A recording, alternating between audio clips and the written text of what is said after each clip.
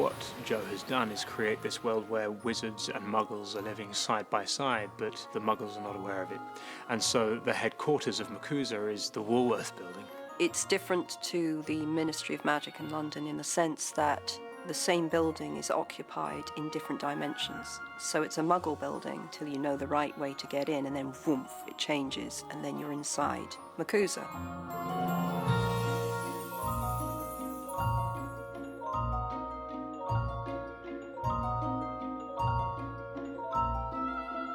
I had been to the Woolworth Building, and it was in my imagination. And when I was looking for the Macusa headquarters, I thought of the Woolworth Building and went and looked at pictures. The main entrance arch, the main doorway in the top of the arch, there is a stone owl, and she must have seen that and thought, wow, eureka.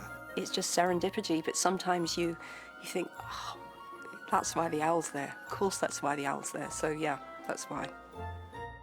This over here is a recreation of the Woolworth Building, which is in Lower Manhattan, and it's really strange to have been there a few months ago and now stood here today looking at a perfect recreation. The real building's quite splendid. It's very, very extravagant Gothic decoration on the outside, so we've replicated a bit of that here. The Woolworth Building at the time was the tallest building in the world. We have tried to represent the entire footprint of the building, but we haven't anywhere near. The real thing is much bigger than our very big set.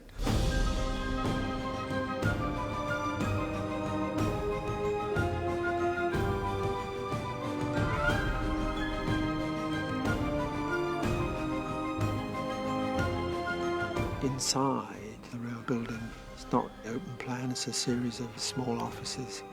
It's not very inspiring, very interesting, and so I had to think of something to do with it that would actually elevate it to something, well, ultimately magical, really.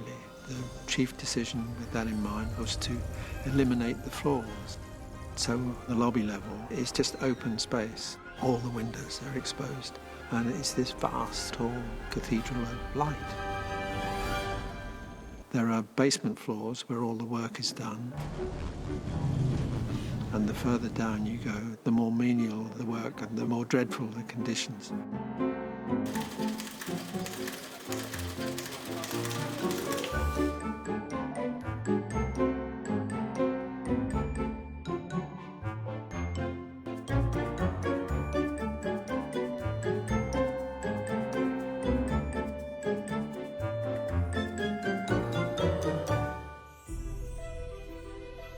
There's an entry-level floor. Above that is the huge lobby, and the centrepiece of that is the memorial to the witches of Salem.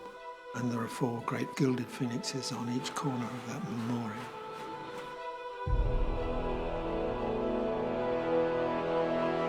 It's a moving monument. When I went and looked at it, it was incredibly touching.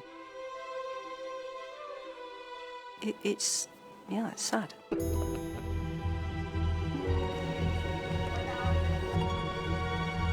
It's always an attraction to me to create different worlds within a movie.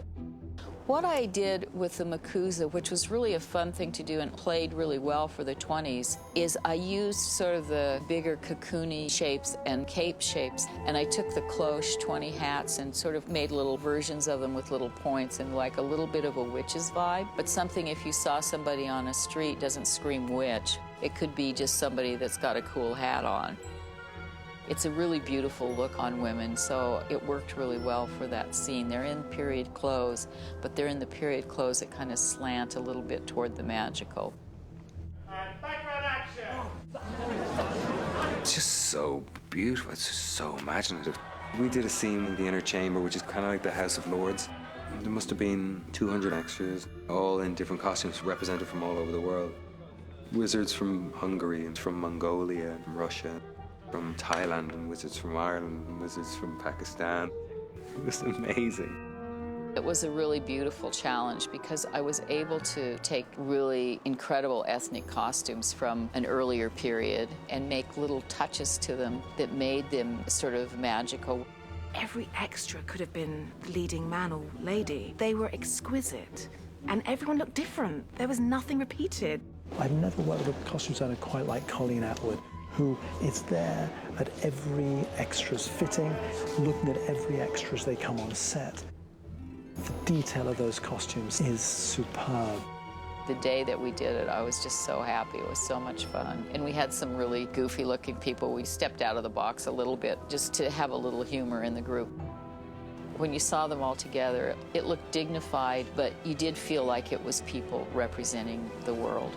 You're basically standing at the Wizard's UN, and I just sat there going, oh my God, I want every single one of these action figures.